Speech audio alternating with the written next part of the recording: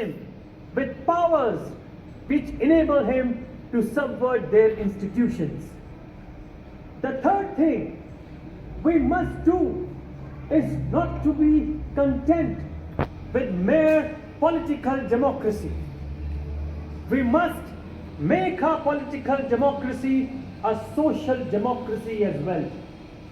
Political democracy cannot last unless there lies at the base of it social democracy. What does social democracy mean?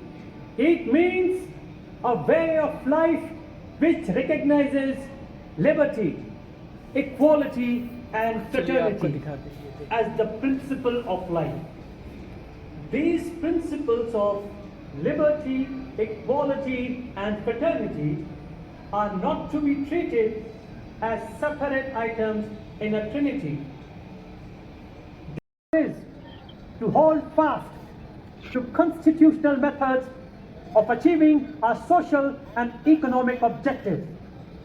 It means we must abandon the bloody methods of revolution